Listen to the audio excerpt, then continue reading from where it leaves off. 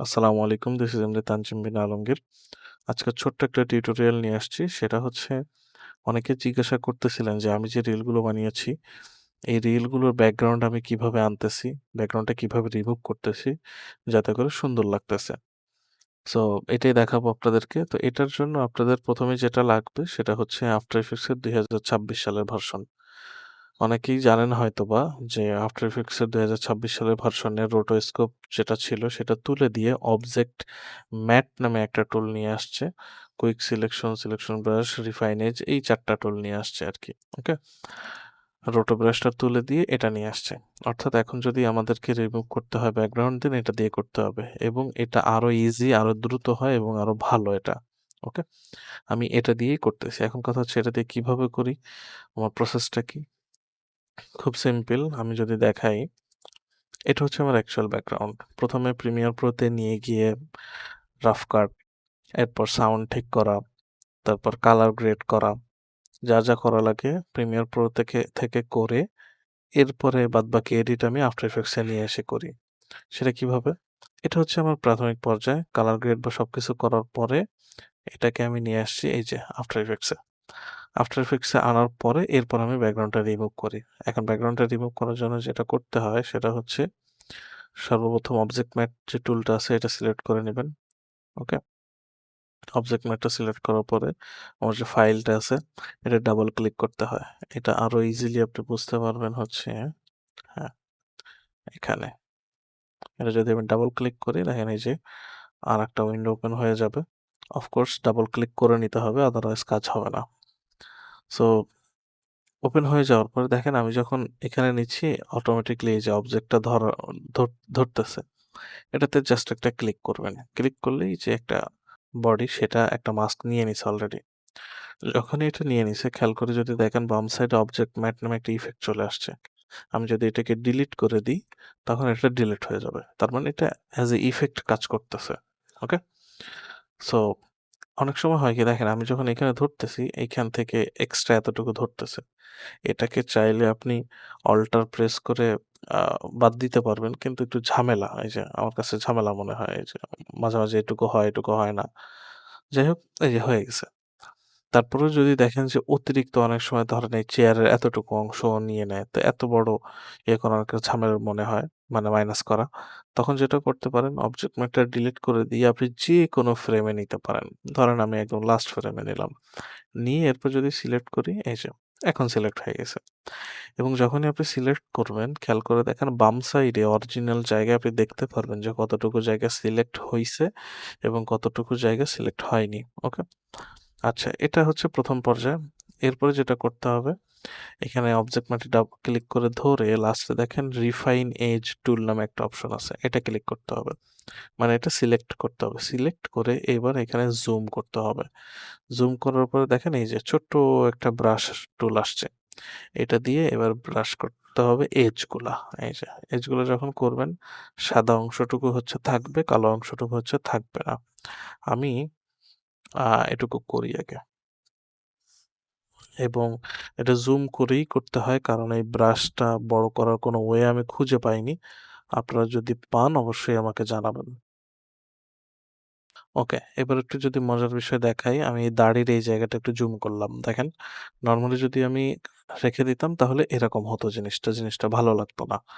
এখন আমি যেটা করব রিফাইন এজ টুলটা দিয়ে এইটুকু সিলেক্ট করে দিব সুন্দর করে যেন আরো সুন্দর লাগে এবং এই দাড়িগুলোও যেন দেখা যায়।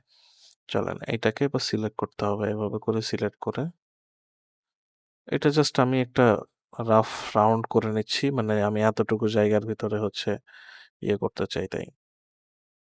ওকে, ছেড়ে দিলাম। দেখেন এই যে একটু ধূসর চলে আসছে। ওকে? এই হচ্ছে বিষয়। আবার যদি উপরে যাই, এই যে এতটুকু হয়ে গেছে। হ্যাঁ? সুন্দর সিলেকশন হয়ে গেছে আরকি। সবথেকে মজার বিষয় হচ্ছে এই জায়গাগুলোতে হয়। আমি যদি ওই জায়গাগুলোতে যাই, আমি যখনই সিলেক্ট করি বাম সাইডে সেটার রেজাল্টটা ইমিডিয়েট দেখা যায়। এটা আপনি অতিরিক্ত যদি কিছু সিলেক্টও করেন এতে কোনো সমস্যা নাই। এই দেখেন সুন্দর দেখা যাচ্ছে। ওকে?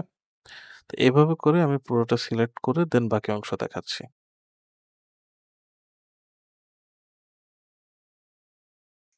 ওকে।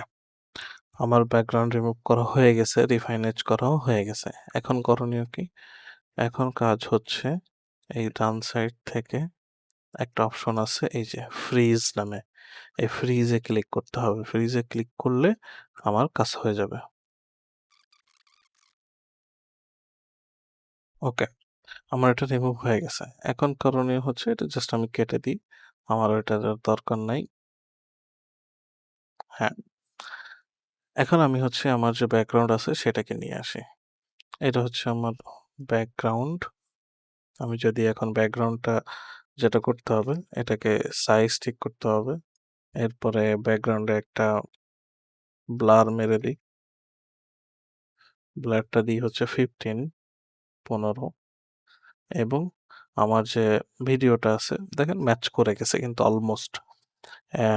এই কোণা দেখেন বা এইসব জায়গা দেখেন খুব সুন্দর করে কিন্তু দেখা যাচ্ছে। এই যে খুব সুন্দর করে দেখা যাচ্ছে। ওকে? এটা হচ্ছে বিষয় এবং আরো একটু যেটা করি সেটা হচ্ছে আমি একটা লুমিট্রি কালার নিই এখানে। লুমিট্রি কালার নিয়ে এরপরে হচ্ছে আমার যে ফেইস আছে এটাকে আরো একটু সুন্দর করার চেষ্টা করি বেসিক কালেকশন থেকে। কন্ট্রাস্ট বা অন্য কিছু বাড়ায় টাড়ায় এরপর জিনিসটাকে আরো সুন্দর করি আরকি। আচ্ছা, তো আমি যদি আমার একটা প্রজেক্ট দেখাই ধরেন এইটা। এখানে যদি খেয়াল করে দেখেন, এইটা হচ্ছে আমার ভিডিও। এটা হচ্ছে আমার ভিডিও এই এবং ভিডিওর ব্যাকগ্রাউন্ড হচ্ছে এইটা। এটাকে আমি জুম করেছি। ইফেক্ট দিয়েছি হচ্ছে Gaussian blur 15 এবং লাইট লিকের একটা ট্রানজিশন আছে।